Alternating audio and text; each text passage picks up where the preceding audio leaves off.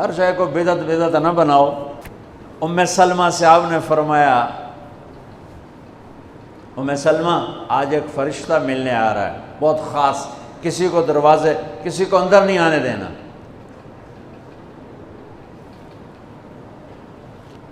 حضرت ام سلمہ پیرے پہ کھڑی ہو گئی۔ تھوڑی دیر میں حسین آ گئے، چھوٹے بچے معصوم ابھی، اندر جانے لگے، انہوں نے روک دیا، وہ رونے لگے، وہ روئے تو انہوں نے چھوڑ دیا۔ تھوڑی دیر کے بعد اندر سے میرے نبی کے زور زور سے رونے کی آواز آئی، زور زور سے رونے کی آواز آئی۔ ام سلمہ رہ نہ سکی، بھاگ کے اندر گئیں تو آپ نے کیا دیکھا؟ آپ نے حسین کو یوں سینے سے چمٹایا ہوا تھا اور ایسے ہل ہل کے رو رہے تھے، ایسے بلک بلک سسک سسک کے رو رہے تھے، اور آپ کے آنسو آپ کے رخسار اور داڑھی پر اتر کر رہے تھے، اور آپ نے یوں بھینچا ہوا ایسے دبایا ہوا تھا۔ تو حضرت ام سلمہ نے کہا میرے ماں باپ قربان یا رسول اللہ، کیا ہوا؟ آپ ایسے تڑپ کے کیوں رو رہے ہیں؟ تو آپ نے روتی آواز میں کہا، بہتے آنسوؤں کے ساتھ، کپ کپاتے بدن کے ساتھ، کہ ام سلمہ یہ فرشتہ جو مجھے ملنے آیا تھا یہ میرے بچے کو دیکھ کر کہہ رہا ہے کہ آپ کی امت اس بچے کو قتل کر دے گی، اور جہاں اس کا خون گرے گا وہ مٹی مجھے دکھائی ہے اس نے، کہ میں اس لیے اس پہ رو رہا ہوں۔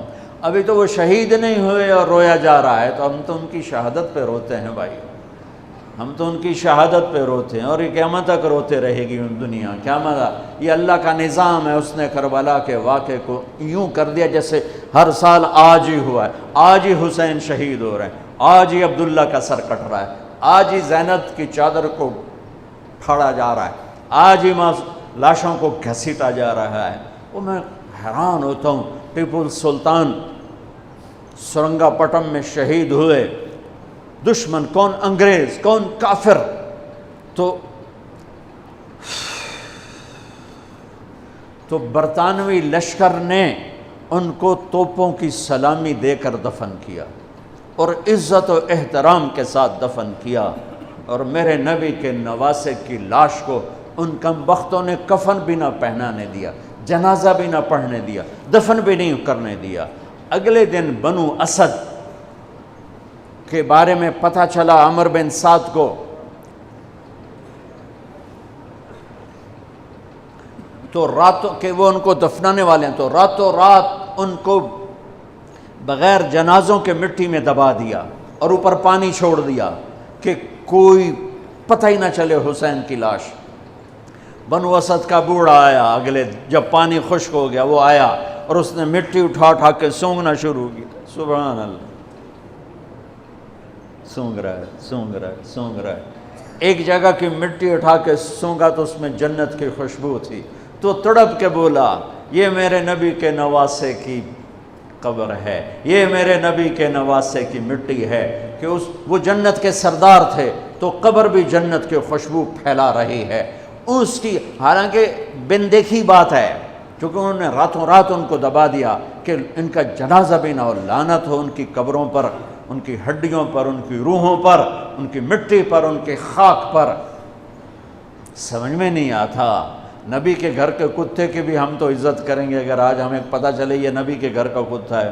ان کم بختوں کے سامنے نبی کے نواسے کھڑے تھے، نبی کی نواسیاں تھیں اور نبی کی اولاد تھی، اور ان کے دل ایسے پتھر، آنکھیں ایسی اندھی، کان ایسے بہرے کہ انہوں نے ایسے تلوار چلائی جیسے سامنے کوئی رومی لشکر کھڑا ہو، یا جیسے سامنے کوئی فارسی لشکر کھڑا ہو۔ اتنے عظیم ہستیاں، میں کہاں سے بیان کروں؟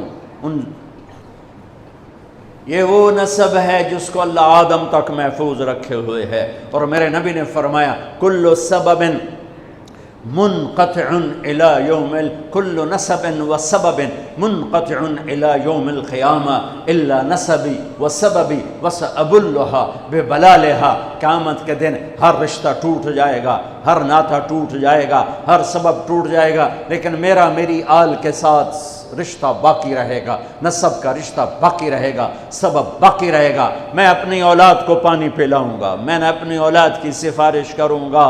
اس لیے میرے بھائیوں، ویسے تو کسی کے عیب نہ دیکھو، کسی کی برائی نہ دیکھو، پر سادات کی برائی، وہ شیعہ ہو، وہ سنی ہو، وہ بریلوی ہو، وہ اہل حدیث ہو، جو بھی ہو، وہ اگر میرے نبی کی اولاد ہے تو ان کے پاؤں چومو، ان کے ہاتھ چومو، ان کا ماتھا چومو۔ یہ اللہ کے محبوب ہیں، اللہ کے پیارے ہیں۔ مجھے میری اولاد محبوب ہے، آگے ان کے پوتے ہو گئے، آگے ان کے بچے بچیاں ہو گئے، نواسیاں ہو گئے، پوتے پوتیاں ہو گئے، وہ ان سے بھی پیارے لگتے ہیں۔ میرے نبی نے اعلان کیا، میں اپنی نسل کو پانی لگاؤں گا قیامت کے دن، میں اپنی نسل کو پانی لگاؤں گا قیامت کے دن۔ پر اتنے سارے فرمان کے بعد بھی کیا شہید کیا گیا ہے، وہ کس بے دردی سے کیا گیا ہے۔ یہ تو میں تو نسب بتا رہا ہوں۔ پھر اللہ نے پیدائش، سب سے پہلے حسن پیدا ہوئے۔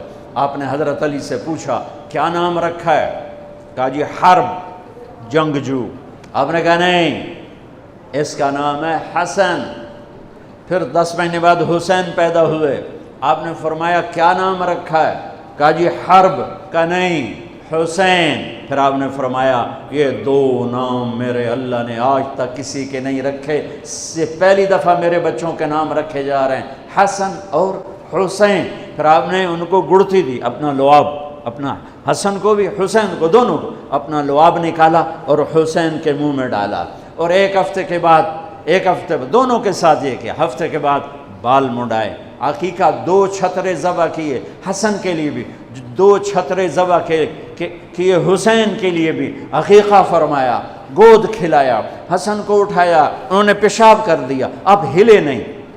مجھے نہیں یاد کہ میں نے اپنے بچوں کو چھوٹی عمر میں اٹھایا ہو اور اس نے پیشاب شروع کیا ہو اور میں نے اسے بٹھائے رکھا ہو، میں فوراً اٹھا کے ادھر، یا میں نے پتہ لگا پیشاب کر رہا، میں چاہتے اتھے باہر چھڑیا۔ لیکن میرے نبی نے، حسن نے بھی کیا، حسین نے بھی کیا۔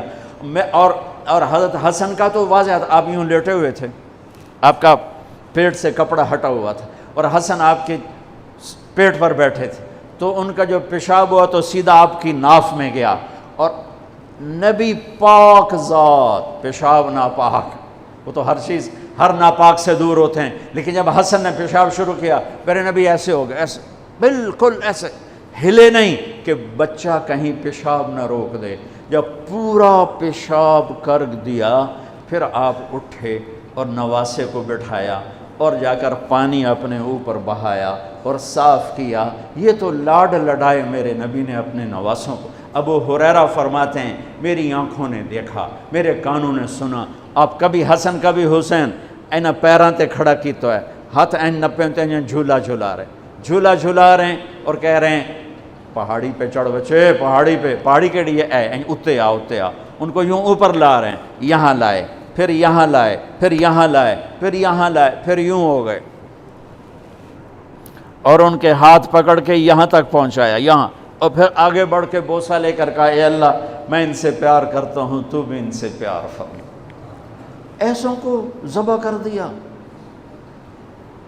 کتے کو مارتے ہوئے رحم آتا ہے،